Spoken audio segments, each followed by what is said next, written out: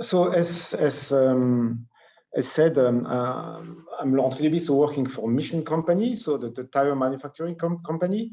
I'm in charge of strategic foresight, and we are a small team of 4 people, and we worked on a lot of different trends and with scenarios, also try to understand what could be the future, and especially in mobility, but not only.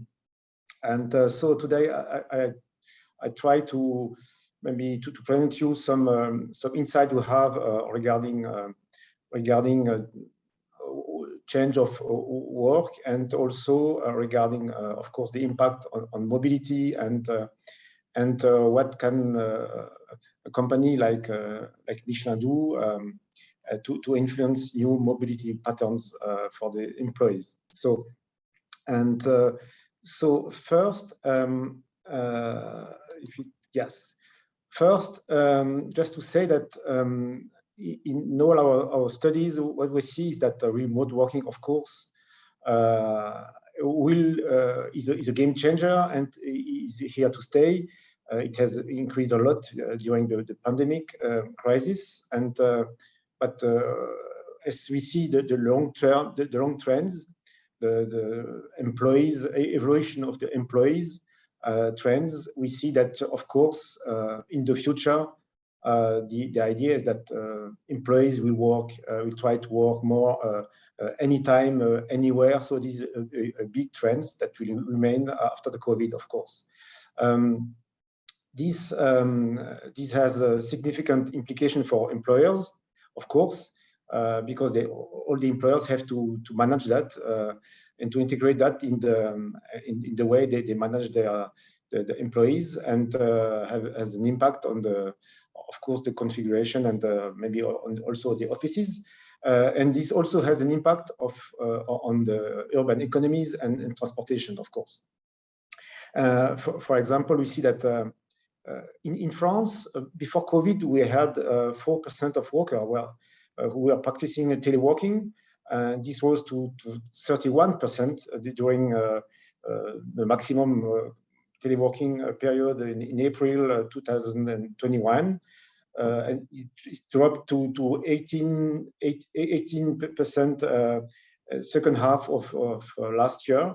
And so we don't have clear figures for this year, but probably it's a little bit lower, but not much higher than the 4% we had at the start. Of course, remote working, teleworking remain limited to specific, to minority of workers, of course, representing roughly 20% of all the workers, and mainly white collars workers. We estimate that 60% of the teleworkers are white collars today, and mainly located in Paris area and big cities, of course. And the studies have identified 5 profiles, 5 types of teleworker profiles. The first profile is the exclusive workers who work 5 days a week in teleworking, and these represent around 25% of all the teleworkers. We have then the intensive teleworkers practicing between 1 and 4 days teleworking with company support, and representing 30% of the teleworkers. Then we have the vulnerables teleworkers representing 17%. They work also 1 to 4 days a week from home, but without any support. So that's why they are more vulnerable. They don't have any financial or material support from the company, and the rest are the occasional or exceptional teleworkers who practice very few teleworking days. What is interesting to see also is that according to the last studies, that in France, 70% wish to continue to telework at least one day a week, and 20% don't want to telework anymore for different reasons. And as mentioned, that this has an impact on transportations, And the first idea would be that teleworking has reduced congestion and reduced traffic, urban traffic, of course.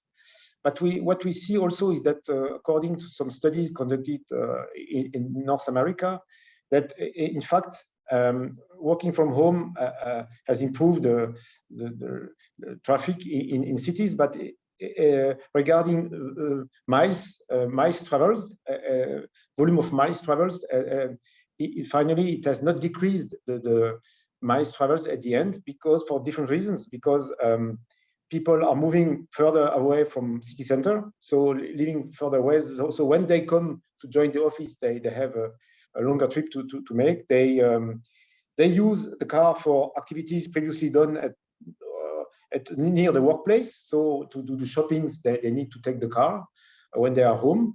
And also we see a rebound effect that because as everybody work from home, the cars are at home, so the car is available for everybody at home. So it means that the kids can take the car to go somewhere. So at the end, miles traveled are not reduced because of teleworking. So it's interesting things, because, and also you can imagine it impact directly our Michelin business also. And the impact for the companies is that there is a new hybrid workplaces to be imagined and to be implemented, but they are not yet in place because it takes time. We are just coming out from this COVID crisis, and not everything is clear today. So there is a move to hybrid work.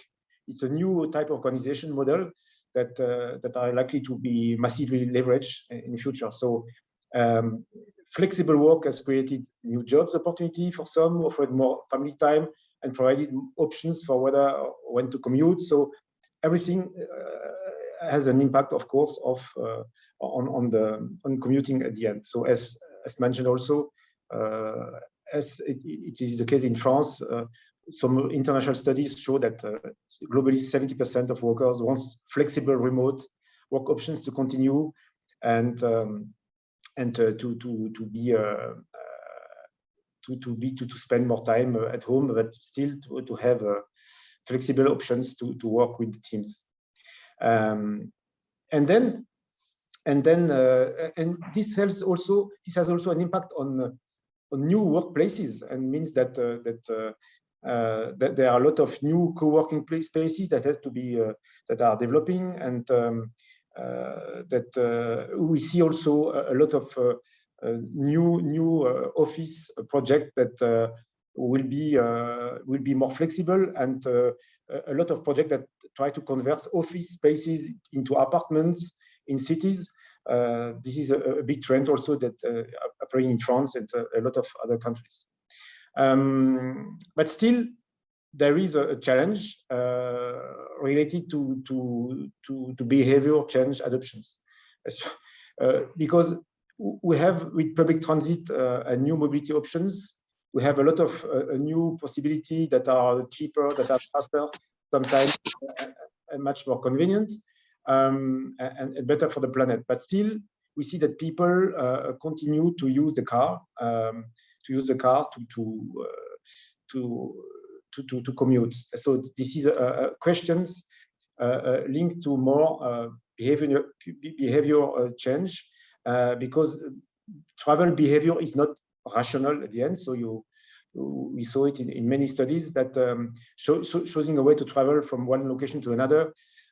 It's not only a logical so reflection is also linked to personal feelings and personal biases that influence the decision of people. At the end, we see still a lot of people taking the car. So we try to also to have a look on this subject, and to understand how to change behavior, and especially in mobility fields. And to explore this, we try to understand the behavior change adoption process, and we try to build a model that has been inspired by different other models, existing models, especially GILS, for example, but also ADEM or some other different models linked to that focused on the change, behavior change. And so we identified three level of actors that has to be involved in this kind of mobility behavior change or in any behavior change linked to mobility, of course. So the institutional level the private sector, and the social cultural education level. So we can, maybe the company is more at the two first levels, so private and social cultural, has an impact on these two levels. And then we see that there is also a question of time. Timing is very important in behavior change. Of course, it takes some steps to move to behavior change. So the first level is a level of awareness, where the users identify the issue, identify the topics, and identify some potential new solutions, innovations, startups available on the market. So the second level is a level of understanding, where there is a technical development of these new innovations. There is evolution in terms of norm, regulations, in terms of also subsidies that money that is growing, investment are coming to support all these innovation and development. So and then there is a level of acceptance of the public, and more public are understanding and you accept this kind of new solutions. There is some public consultations in place. That there are some partnerships between private and public organizations, and then we come to the next level of readiness, where the offering is available, convenient, and affordable for everybody, and so the people are ready to use this new type of solutions. And at the end, new offering becomes the norm. Old offering becomes to ramp down, and the majority of the people are and then applying the new behavior, and it's becoming sustainable. So this is the global picture. So the global model we have identified. So it's not only for this specific case of course commuting, but it's we try to develop this model to understand the adoptance of any innovation in this kind of the mobility fields. So, and behind this model, we have also identified the key question that has been to be asked for at each level and each steps, and you see the first level at the bottom. You see a lot of questions more regarding of course the users, and more impacting the way they will change their behavior. So I will not go through all these details, but of course we can share this with any who will need to have it. And then when it comes to changing behavior, it's also related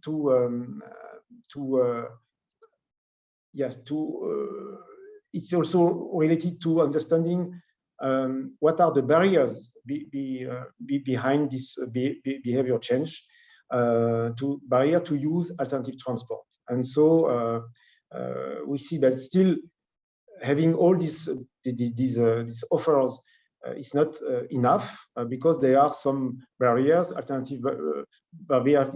to alternative transport modes, and especially there are some social norms, there are some cognitive biases, and then they have to be taken into account. Otherwise, the people will not change behavior. So, and one big social norm today is the car pride, because from decades now, the car manufacturing sector has deployed a very efficient marketing, and communication. And now it's so the car ownership is a real status that is difficult to fight against, because it's also linked to symbolic affective motives. So the second aspects also linked to that is that there is when something is using alternative transport, there is a social disruption and friction with the majority of the people who don't use this kind of alternative transport. So it creates technological disruption, but also these social disruptions. So it's sometimes shared new mobility options are not clearly perceived as a public spaces or as private spaces also. So there's certain aspects of the new mobility options that not clearly understood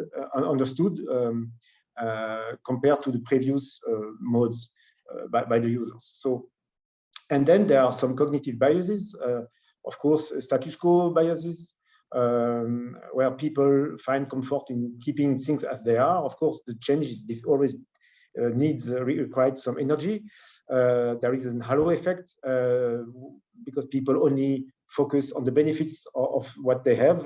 They don't take into account the benefits of the potential future other solutions. There is an ambiguity effect. They prefer known risk. They prefer to face congestion instead of facing risk they don't know, and fear of the unknown, of course, because new mobility sometimes are something that is difficult to understand, and there is a fear against that. And then what can we do? What can public authorities and all the actors do against these biases and social norms to try to turn this into positive levels? So, and first, to communicate clearly and constantly to minimize the ambiguity effect and fear unknown, to promote and personalize, use branding and marketing like it has been done by the car manufacturing sector to help individuals to connect with the new offerings on an emotional level and a symbolic level, not only on technological level and technical solution level. And also to explain that the advantages in terms of green, high-tech, innovative, social, equitable advantages, to guide consumers in mobility choices, to leverage the status quo bias by establishing new default, and engage the emulation, new use, and social expectations towards the use of mobility alternatives, to use of informational education campaigns, in order to change this behavior-related decision making. And then, okay, this is a short view of what can do the institutional part, but also what can employers do. So just to show, to describe a little bit here what has been implemented by Michelin in France regarding teleworking, new working conditions post-COVID, and then the mobility plan that has been implemented also in France. So we just signed end of last year a new telework agreement based on different principles. First, the team is now at the heart of the telework system, so it's no more the organization who decide who can telework and for which reasons. Now it's a team decision. So each team has the responsibility to decide how much time we can telework and to organize to optimize the way we work in the team. Second, there is a support, an employee support to improve the work-life balance. So, and third, there is an integration of the new jobs needs evolution to contribute to the group attractiveness. We see that the young generation, they want to have a new, more flexible way of working. So we need to adapt also and the future jobs and the evolution of the jobs to these new trends and new requirement from the new generations in order to be attractive for the new future talent. And last, to integrate the environmental issue by contributing to the reduction of carbon footprint via the reduction of the number of commuting journeys. So it means that we have direct link today with between the telework agreements and the environmental issues. It was not the case before. So in terms of impact, it means that teams are more accountable. There is a financial support to help the employees to telework. New telework arrangement depending on the type of job, and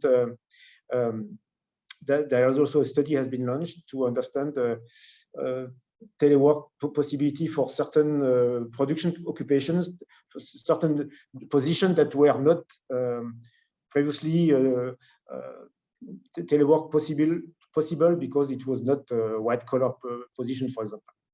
And so we see that we have now three types of telework possibility within the company. One is occasional. So the idea is that this has been extended to everybody, and it's more flexible than before. So there is no daily quota, so everybody can ask for occasional telework today.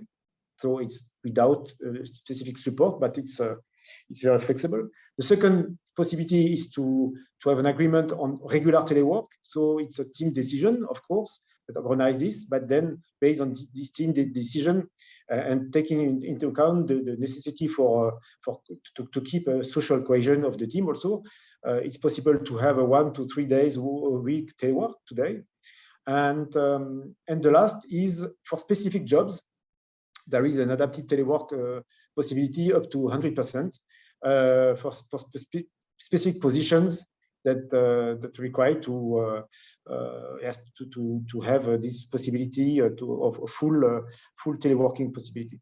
And then for these two last solutions, we have today a financial support from the company for acquisition of furniture and computer equipment, and half of the expense are taken into charge with a maximum of 250 euros.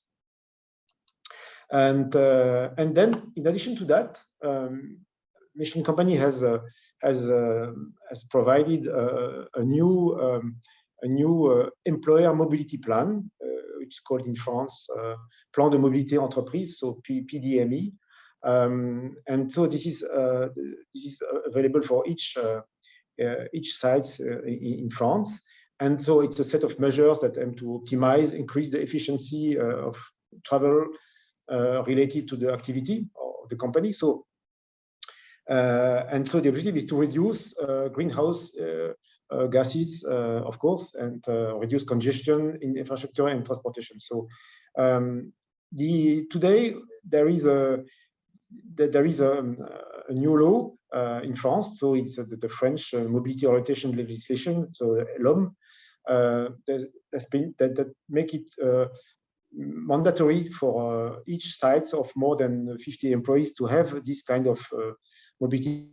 Since Michelin has it, we have this plan since 2004. So it's we did it earlier than the regulation, the legislation. And so the three main objectives is to mitigate climate change, to improve competitiveness of the company and employees' purchasing power also, to reduce the cost for the employees to travel, and also integrates health benefits. And a study that has been made show that of course the employees here continue to commute by their own car, so solo and alone in the car. So solo driving, it's 2/3 of the current practice. There is and so car sharing is growing, but still it's small today. There are some people now also using electric hybrid cars, so it's growing. Train is a low percentage because not all the sites have train possibilities. and we saw that walking is still significant, 7%, and bike is also not so small, but so we expect it to grow, of course, in the coming years. So we see that there is a room for improvement by switching to various possible alternative modes for this big part of solo internal combustion cars use, of course. So the idea was to work on that, and then what has been put in place is an organization, a plan that involves a whole ecosystem that is required to do that, because otherwise it will not work. So we in this work, we have involved the two wheels associations, the local co-driving organizations, all the public transport organizations from the cities, the health entities, also from the company, but also outside of the company. We need to integrate charging station operators to ensure that we'll have the possibility to charge the cars. We have also some financial support and incentive actors can help also to give some subsidies to employees. The site mobility correspondence, of course, the management team of different Michelin sites, the fleet management manager, of course, who manage the Michelin fleets, company fleets. We have a global mobility governance, including the city, including the company, including the mobility operators, all institutional partners, international partners or national partners. We have a network of companies that are involved in social responsibility, of course, who develop the same kind of mobility plan. And we have also, we conducted some workshops with the WBCSD to understand how we could develop new mobility patterns. And then, so this is the internal communication plan that has been put in place, just to show you how it's presented internally to the employees, of course. So the first point was to explain the objective, of course, of this plan, so to reduce environmental footprint due to employees' travel. So of course, and main focus was on the reduction of the solo driving, and to try to develop alternative transport modes. Then what has been what kind of partnership we have and solution we developed. So we developed agreement with companies helping to provide electric vehicles. So for the company, so service vehicles, car sharing vehicles for the company. So in each site today, we have this kind of electric vehicles to move from one site to another. We have also some charging stations for employees, of course, implemented, and we work with the region, with the Auvergne-Rhône-Alpes region here to implement zero emission valley, and with the hydrogen also solutions and electric solutions. And Michelin is part. Laurent, yes. I'm so sorry to interrupt, but you've got just a couple more minutes left for your presentation slot. Okay. And so we have also developed some agreement with the public transport operators for discount for employees. We have developed some facilities for bicycles, of course, some shared shuttles in place, and so on. And what is important things is that is to focus not only on technological solutions, but also on the benefits for the employees. So it's my health, my purchasing power, and my sustainable commitment for the planet. So here this is the organization at Clermont-Ferrand level. So I will not go through this, and we have some sites reference everywhere with animator and ambassadors in all sites to develop this mobility plan, and to try to change the employees' behavior. We have developed also tools, some communication tools, internal communication tools, to promote this new approach. And that's it. So thank you for your attention. So feel free for any questions, of course.